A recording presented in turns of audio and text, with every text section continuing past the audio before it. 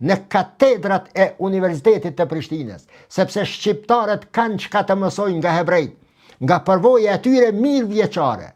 E sidomos, si që kam shpjeguar shumë herë, në xhamit e diasporës, shqiptarët kanë të mësojnë shumë, ma shumë se nga çdo kush tjetër, nga 4 diaspora, në mënyrë që të gjendet modusi i përfitimit, i shfrytëzimit, i futjes në aktiv të diasporës shqiptare që është në botë.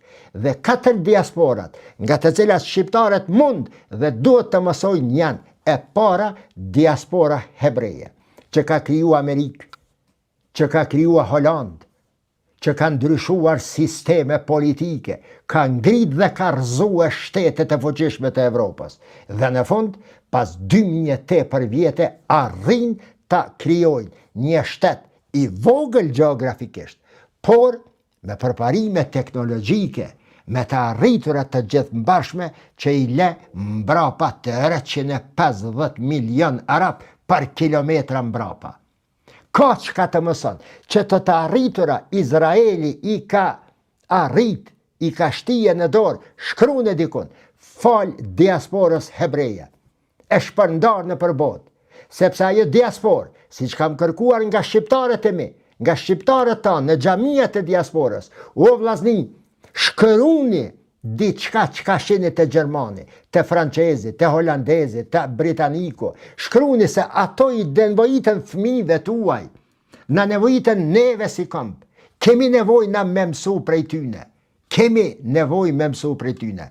Pra, kam kërkuar që historia hebreje të mësohet nga shqiptarët, jo për glorifikimin e dikujna dhe nënçmimin e tjetrit, por që të nxirren nuancat e nevojshme për kombin shqiptar nga përvoja 2000 vjeçare hebreje. Mu këta ma porosit Kurani, vllazni, edhe ju motra, shoqe, meq.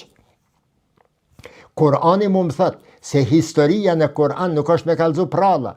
U quhe ka dale robaqep si gjenetit, kë Hazreti Idrizi, Hazreti Ademi ka pas 70.000 dhene, 7.000 qene, ky tjetri ashtu e se, jo mare burba, Islami nuk i përmen ato, Kurani nuk i përmen, 28 pejgamberet me kallëzu pralla u konë kështu e moxhize. Jo, janë përfatësi, pejgamberet janë përfatësuesit e 28 civilizimeve që i ka pas historia njerëzore.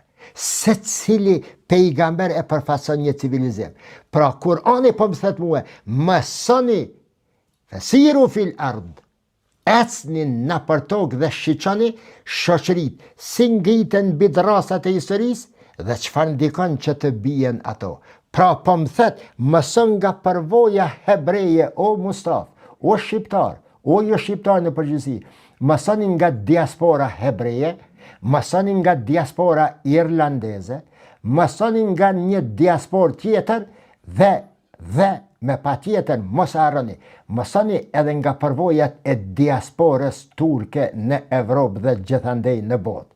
Irlandezët kanë imponuar ligje brenda sistemit politik amerikan në favor të irlandezëve dhe Irlandës. Bazuar në ato interferime në politike amerikane, Britania madhe kur s'ka mujt me shtije krejt nërësijetën Irlandën. Një shtet qikaq ka liftu me një perandori botnore, perandorin britanike. Turqit gjithashtu. Ekonomia turke, Turqia, është ngrit kam fal për vojave dhe pasurive të diasporës. Shqiptarët, ne nuk guxojmë që diasporën tonë, gëz bebej, bebza e syrit të kombit të përdoret vish për dy sene. Remitenca. Më na që pare edhe në kohën e votimeve cilës parti pja japën. Jo vlla, ajo është një substrat, një material shumë i fort për themele, për konsolidimin e një shoqërie shumë më të fort se që kemi qenë ne deri më tani shqiptarët.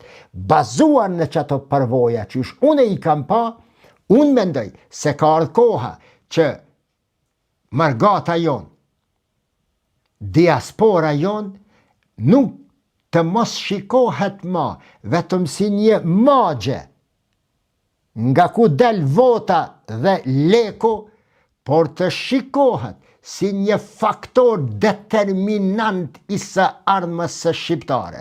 Së bashku me përvojat tona këto, të krijohet një shoqëni, siç për vite, qindra vite më pastaj, krijojnë të tjerët shtete që i lëkundin themelet edhe të civilizimit.